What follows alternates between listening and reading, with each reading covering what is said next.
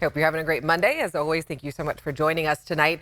Later in the show, we'll be talking about weed, marijuana, whatever you want to call it. It is getting a lot of support like never seen before. But why are sales still banned in many parts of the state?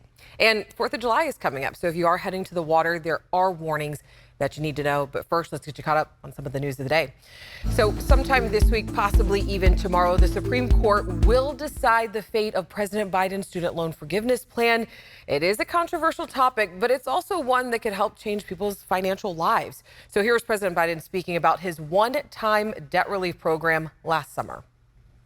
All this means people can finally crawl out from under that mountain of debt, to get on top of their rent and their utilities, to finally think about buying a home or starting a family or starting a business.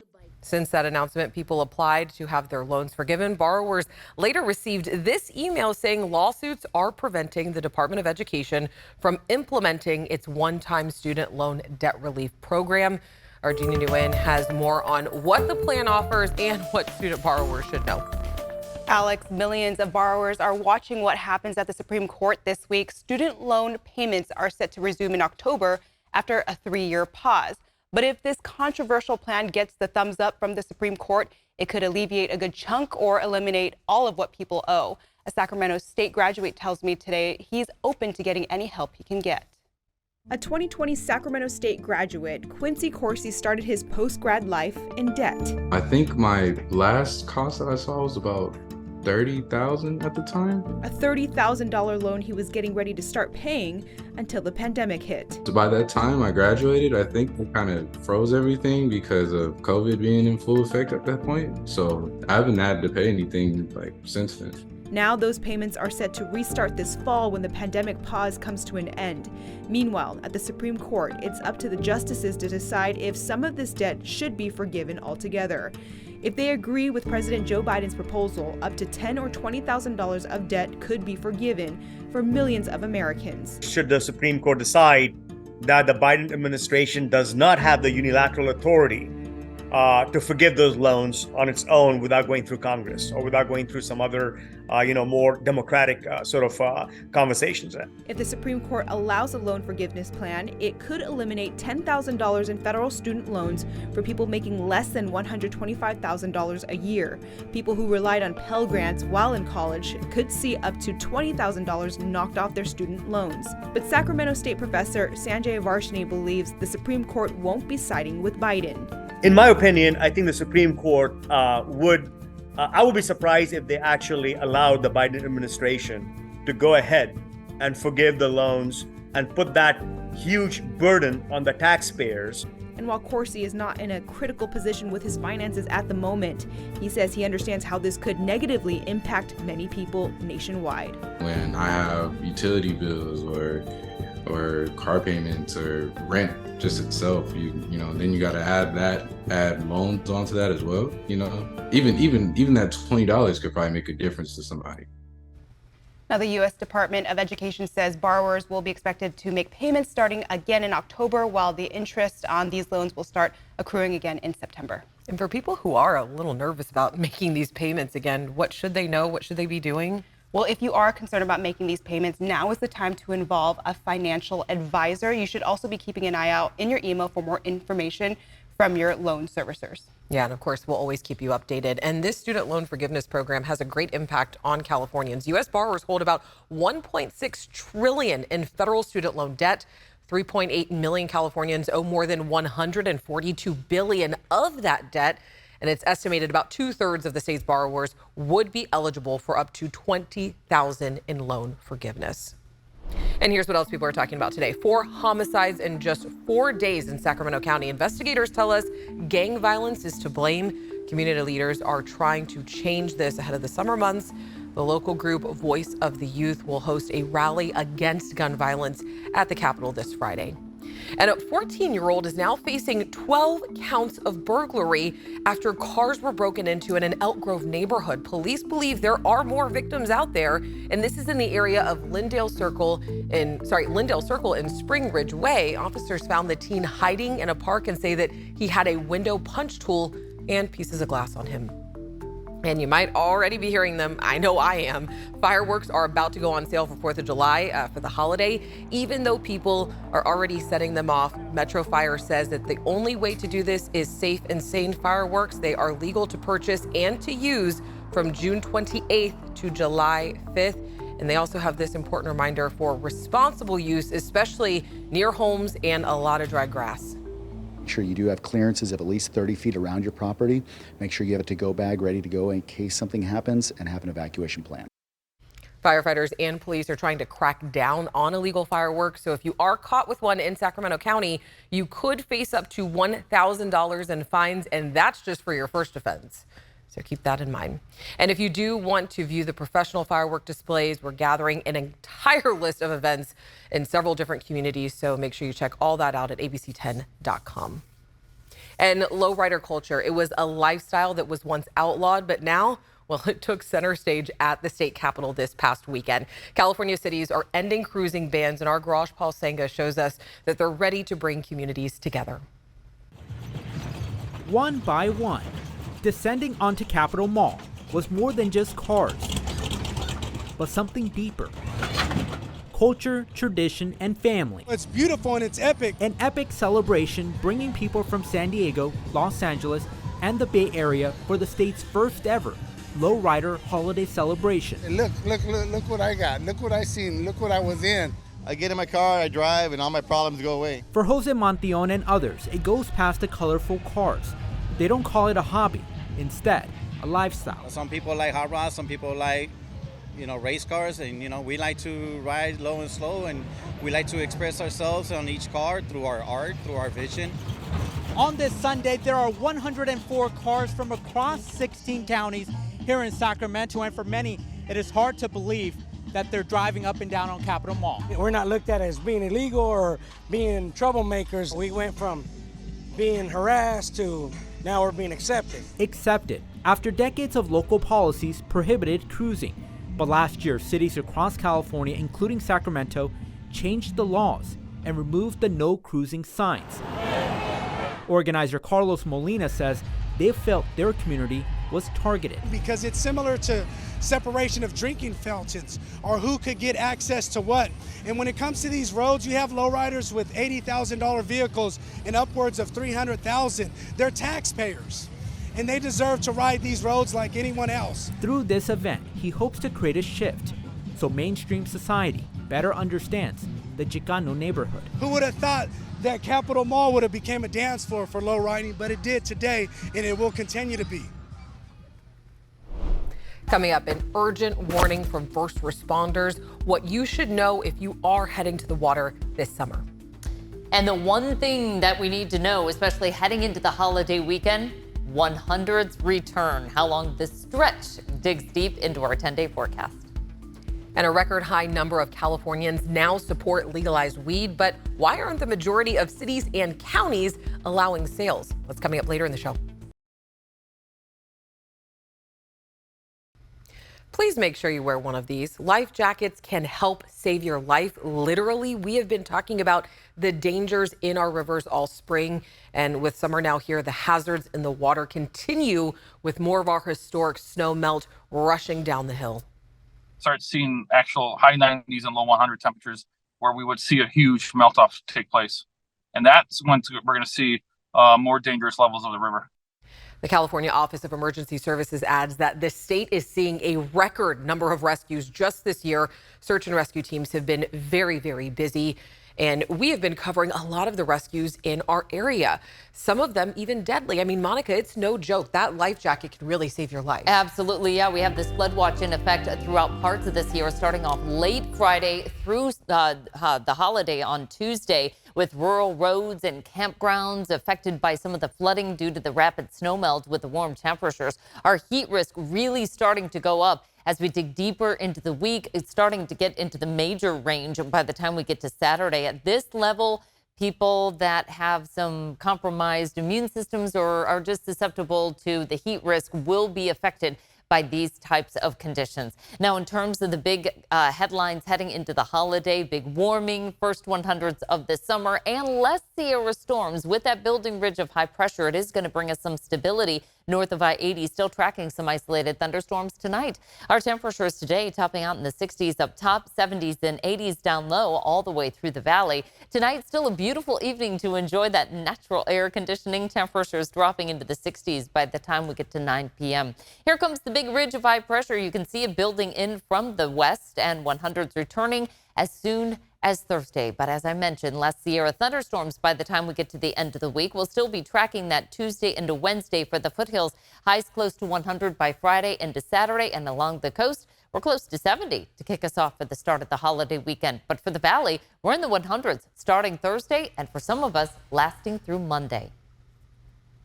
All right, after the break, ABC 10 is celebrating Pride Month. We're visiting the Lavender Courtyard, where local LGBTQIA plus seniors are able to live on fixed incomes and tell us they feel safe and supported. Welcome back. It has been more than 6 years now since California voters approved Prop 64. The proposition legalized marijuana in the state, and it allows for cities and counties to collect a tax on the sales as long as the sales are legal in such city or county. Now, over the years, the Public Policy Institute of California has been tracking California's opinion on legalized weed. And what they found in their June survey this year is that a record high 64% of Californians said that the use of marijuana should be legal. And while that number is now at a record high, they point out that retail marijuana businesses are banned in 61% of cities and counties across the state. So why is that? The PPIC found a wide partisan divide between Republicans and Democrats when it comes to legalized marijuana sales. Strong majorities of Democrats and independents are in favor compared to only 1 in 3 Republicans. Places like the Bay Area and LA are more likely to favor recreational sales in their communities compared to the Central Valley and Inland Empire. And Prop 64 also presents a number of challenges to open a retail site, which state lawmakers have been trying to change. And we've been talking about it. It is Pride Month in America. This past weekend, San Francisco held their Pride March. The Bay Area is known to hold one of the biggest, if not the biggest, parade in the country. Many people from Sacramento also attended, and here's what yesterday's march meant to them. San Francisco, it's always the free place to be yourself, and you're basically loved every day here, and I love it. You know, we just met a parent who was here marching for his son who's trans, and to see so many people showing support from across the diversity that exists in this country is beautiful. It shows that, you know, we're here, we're not going anywhere. Around 500,000 people were expected to visit San Francisco for Pride celebrations just this past weekend. And ABC 10 is celebrating Pride and helping bring visibility to our local LGBTQ plus community. Finding affordable housing for low-income seniors on fixed income is already hard enough, but for older members of the community, it can be even harder, and some face stigma for just being who they are.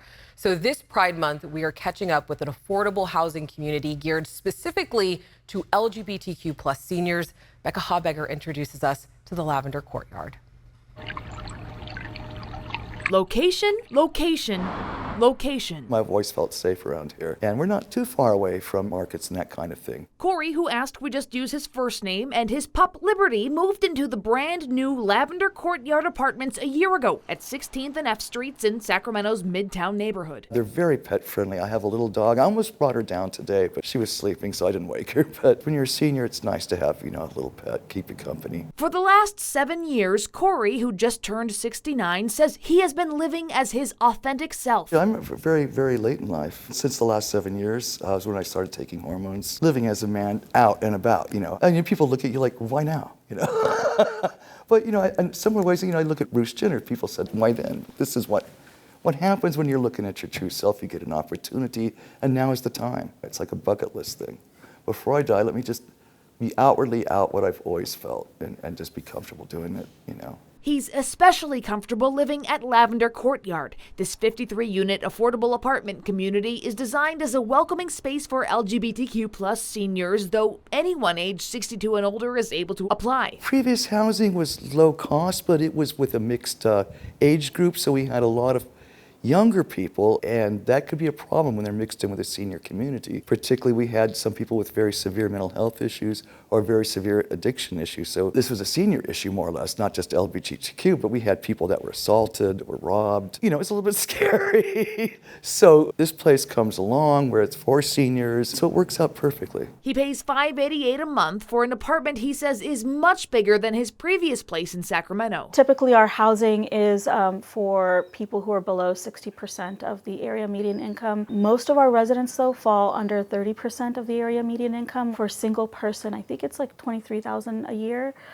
For a family of four, $32,000 a year. Tejal Shah is Vice President of Community Development with Mutual Housing California, which operates Lavender Courtyard along with about 20 other affordable housing communities throughout Sacramento and Yolo counties. We have about 3,500 people who live in our housing right now. But Lavender Courtyard is the first and only one designed specifically for LGBTQ+ seniors. And even the residents who have come into our housing have told stories of having to live in their cars or not being able to identify themselves as their true gender or their true identity, and when they do, just being ostracized. And we see that happening more and more as people get older. There's ageism. It's harder to find work and to find and maintain affordable housing. ABC 10 has been covering Lavender Courtyard since Sacramento City Council members approved it back in 2016. Then it was just this empty lot. Explaining its importance in a story in 2021, Pam Miller, Executive Director of Agency on Aging Area 4, said, when LGBT folks need to go into assisted living and senior housing, that if the same-sex couples and transgendered people are really discriminated against. And so a lot of times they go back into the closet, even if they've been out of the closet most of their life. Lavender Courtyard offers a mix of affordable housing units and permanent supportive housing units specifically for folks transitioning out of homelessness. Being able to provide all these services that help build community, it's life-changing for so many people. We do have a waiting list here, and I know they take applications to get on the waiting list. And sometimes you think, well, I'll never get it. Well, I thought that too when this place was first announced. I mean, I was hot on the wire to get in here. I just wanted to be here so bad. You know, put the application in. It'll go faster sometimes than you would realize or would think. And for more information on Lavender Courtyard and how to get on that waiting list, we have more information up right now at abc10.com/links. And we know housing is expensive. It's one of the main reasons why 40% of Californians are now considering leaving the state. And that's according to a new survey from the LA Times. The cost of healthcare and everyday expenses are also driving people out. But one of the nonprofits behind the survey says what people should also focus on is that 71% of people say that they're very happy to live in the state. We're really talking about a hopeful situation where the heavy lifting of our values and our sentiments towards the state are really a resounding support of the state's policies, as well as how we're feeling about the state. Republicans were 3 times as likely as Democrats to point to politics as a reason why people are leaving. All right, after the break, should a compassionate place to die for those experiencing homelessness be built near an elementary school? We're taking a look after the break. All right, coming up tomorrow and To the Point, we're heading out to South Natomas. We're providing a dignified, compassionate place to die for those experiencing homelessness is the goal of a new hospice in the works, and it's called Joshua's House. And ABC 10 has been covering the plans for years. But some South Natomas neighbors are raising some major concerns. Its location will be right across the street from an elementary school. It's a little disheartening because my son tries really hard to focus at school. And he shouldn't have to focus on if someone's going to walk on campus naked or inebriated or trying to steal something. Our goal is to be a good neighbor and to be protective of the neighborhood, but also protective of our residents. And these are people who are dying. So it's not like they're going to be out wandering around. Now, it's not just neighbors with concerns. Tomorrow on To the Point at 6:30, see why the entire Twin River Unified School District is also against this location, the alternative sites that they're offering, and how the hospice plans to be a good neighbor. So we'll have that story coming up tomorrow. As always, we want to know what's going on in your community, so make sure you reach out to me and the team if you have something that you want us to look into. It's very easy. Just send us an email to thepoint@abc10.com. Have a great night. I'll see you tomorrow.